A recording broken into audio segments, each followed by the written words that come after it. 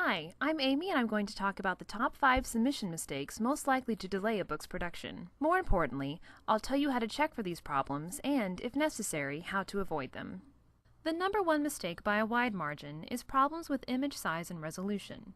Any images we receive need to have a resolution of no less than 300 dpi, or dots per inch. Images also need to be the right size to fit in your book or on your cover. For interior images, roughly 4 by 6 inches or larger is recommended. For cover images, if you want a picture to fill the cover, it will need to be a little bigger than the cover itself. Watch our video tutorial on how to check image size and resolution before submitting any images for your book. Taking the time to check your images now could prevent possible production delays later. A hard return happens whenever you press the Enter key while typing. Not all hard returns are a problem, but if used incorrectly, they can make a manuscript difficult to format for publishing. Ideally, you should only hit the Enter key when you intend to start a new paragraph. You should not hit the Enter key when you reach the right-hand margin of the page to continue typing on the next line.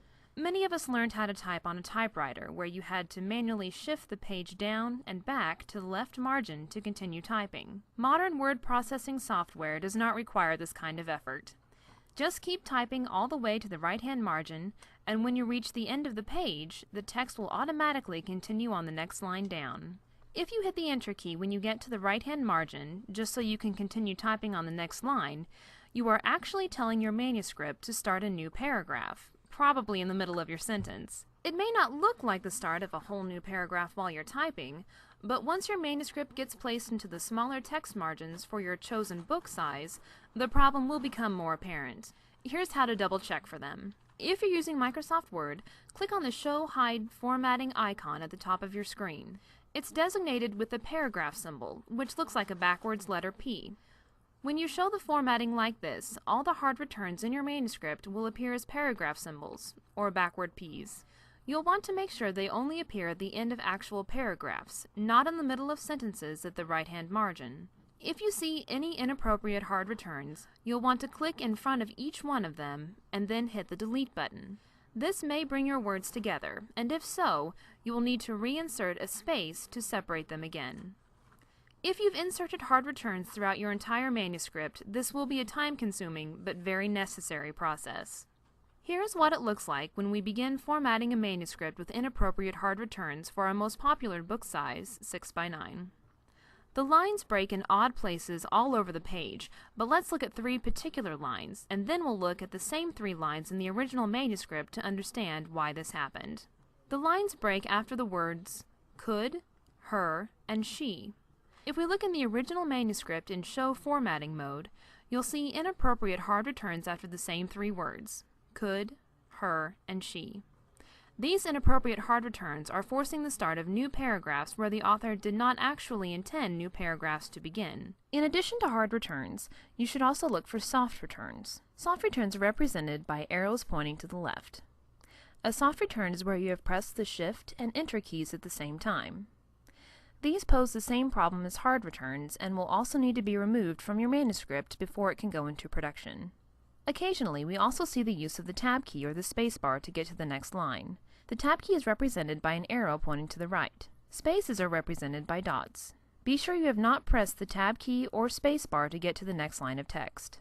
It is okay to enter the Tab key to indent the first line of your paragraphs, and it is normal to see one space between your words and at the end of each line. But if you've entered tabs in other places, or if you have entered more than one space at the end of your lines, this could be a problem that may need to be repaired before your manuscript can go into production.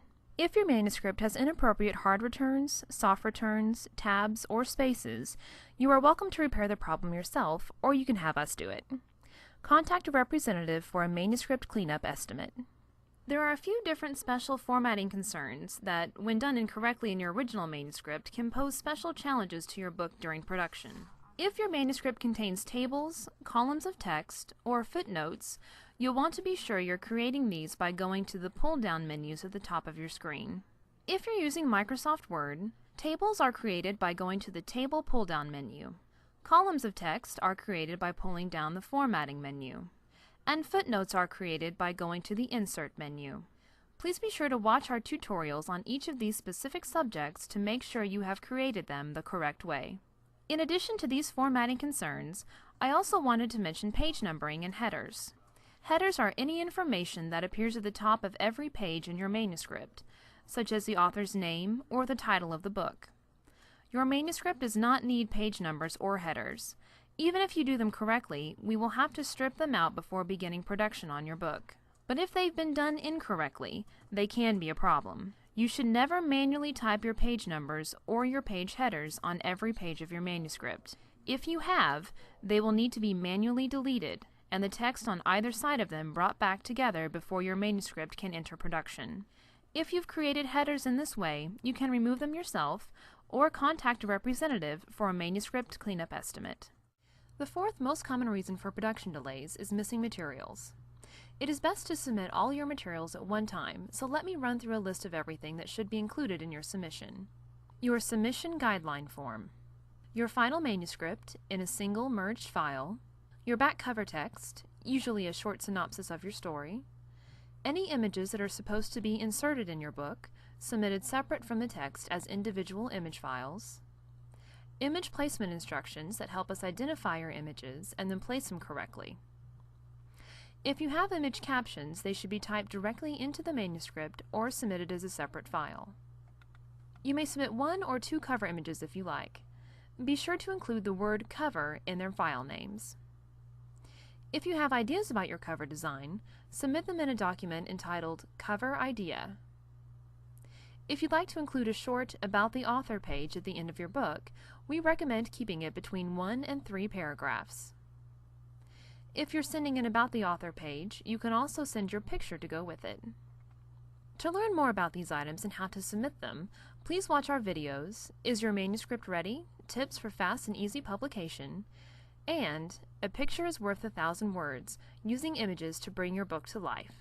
Ex Libris will create a cover for your book, but nobody knows your book better than you, so your ideas and input are invaluable. It can sometimes take a few revisions and some correspondence between our designers and yourself to get the cover just right. If you have ideas about your cover, what you would like to see on it, or what mood it should convey, please include this information in a separate document while you're submitting your materials. Here are some tips for appealing cover designs that have the greatest chances of achieving your design and marketing goals.